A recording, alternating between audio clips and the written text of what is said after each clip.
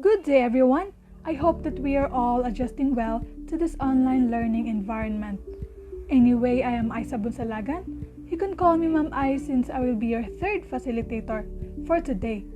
But before anything else, allow me to introduce our learning objectives. At the end of this session, the students will be able to recognize the complex roles of teachers and the past curricularists, appreciate and abstract the functions of teacher as a curricularist, and lastly, apply the functions of teacher as a curricularist proficiently.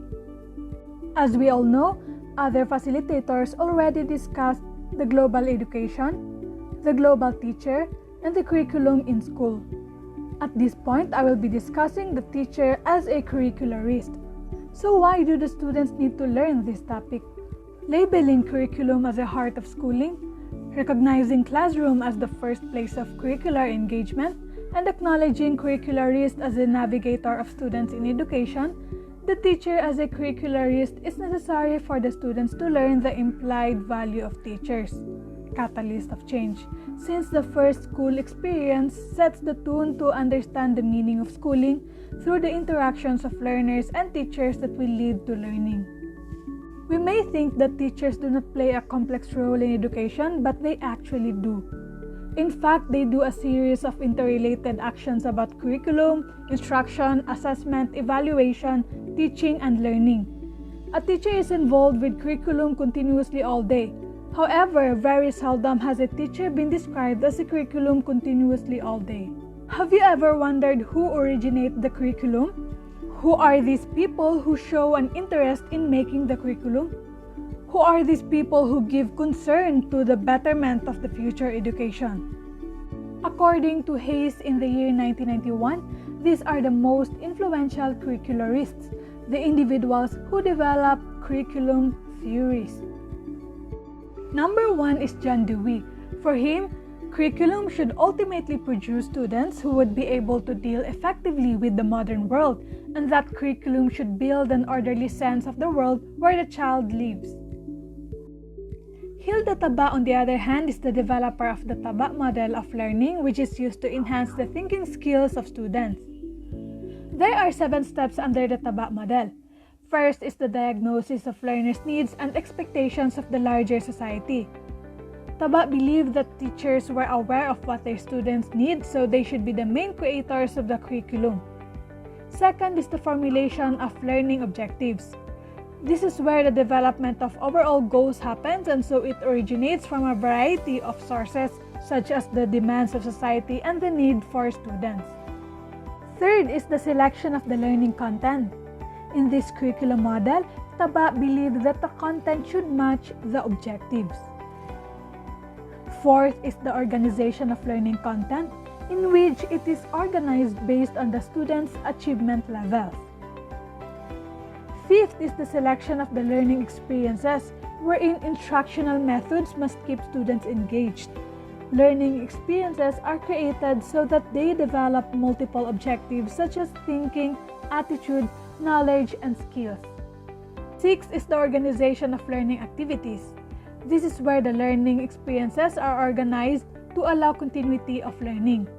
Each activity is prerequisite for those that follow. This provides the students with a challenge without going beyond what the students are capable of. The last but not the least is the determination of what to evaluate and the means of doing it.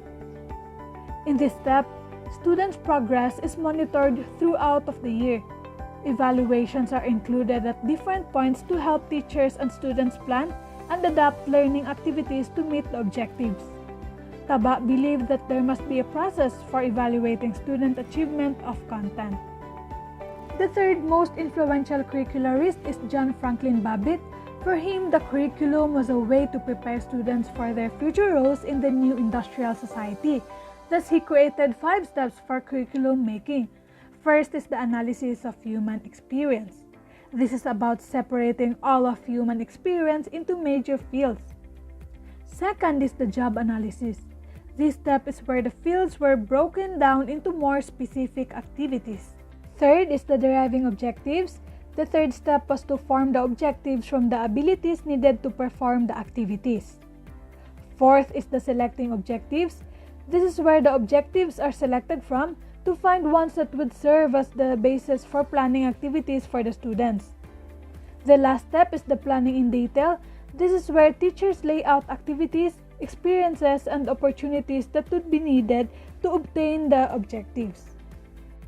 The fourth most influential curricularist is Ralph Tyler. He believed that learning should be meaningful to the student and this community, and that it should be taught through appropriately designed and organized learning experiences. For him, learning should be evaluated not only to see what students are really learning, but to see what changes might need to be made to the curriculum. He also created a model that is named after him, which is the Tyler model. Under this model, we have to determine the school's purposes, aka objectives, identify educational experiences related to purpose, organize the experiences, and evaluate the purposes. Since the past curricularists are already discussed, let us now proceed to what does curricularist mean. Curricularist is a professional who is a curriculum specialist or a person who is involved in curriculum knowing, writing, planning, implementing, evaluating, innovating, and initiating. A teacher's role is broader and inclusive of other functions, and so teacher is a curricularist. What does a teacher do to deserve the label as curricularist? The classroom is the first place of curricular engagement. The first school experience sets the tone to understand the meaning of schooling through the interactions of learners and teachers that will lead to learning. Hence, curriculum is the heart of schooling. You might be wondering what are the functions of a teacher as a curricularist. First is the knower. Learning begins with knowing. The teacher as a learner starts with knowing about the curriculum, the subject matter, or the content. As a teacher, one has to master what are included in the curriculum. It is the acquiring academic knowledge about formal such as disciplines and logic, or informal that is derived from experiences. In short, it is mastery of the subject matter. Second is the writer. A classroom teacher takes record of knowledge concepts, subject matter, or content. These need to be written or preserved. The teacher writes books, modules, laboratory manuals, instructional guides, and reference materials in paper or electronic media. Third is the planner. A good curriculum has to be planned. It is the role of the teacher to make a yearly, monthly, or daily plan of the curriculum. The teacher takes into consideration several factors in planning a curriculum. These are learners, support material, time, subject matter or content, desired outcomes, context of the learners, among others. Fourth is the initiator. In cases where the curriculum is recommended to the schools from DepEd, CHED, TESDA, UNESCO, UNICEF, or other educational agencies for improvement of quality education, the teacher is obliged to implement the curriculum. Implementation of a new curriculum requires the open-mindedness of the teacher and the full belief that the curriculum will enhance the learning. Fifth is the innovator. Creativity and innovation are hallmarks of an excellent teacher. A curriculum is always dynamic, hence keeps on changing. From the content strategies, ways of holding, blocks of time, ways of evaluating, kinds of students and skills of teachers, one cannot find a single eternal curriculum that would perpetually fit. Sixth is the implementer. The curriculum that remains recommended or written will never serve its purpose. Somebody has to implement it. Heart of schooling is the curriculum. It is in this role where the teacher becomes the implementer of the curriculum. He or she is at the height of an engagement with the learners with support materials in order to achieve the desired outcome. It is where teaching, guiding, and facilitating skills of the teacher is expected to be the highest level. The last but not the least is the evaluator. How can one determine if the desired learning outcomes have been achieved?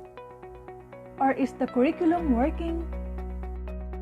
At the end of the day, even if the educator has undergone shortcomings, his or her complex role as a curricularist should still be acknowledged and should not be overlooked because being a teacher is far more than the title itself. Okay, so we're all good. That would be the end of our session for today. I hope that everyone learns a lot from this presentation. If you have follow-up questions or clarifications, feel free to email me at isabunsalagan23@gmail.com. Thank you for listening.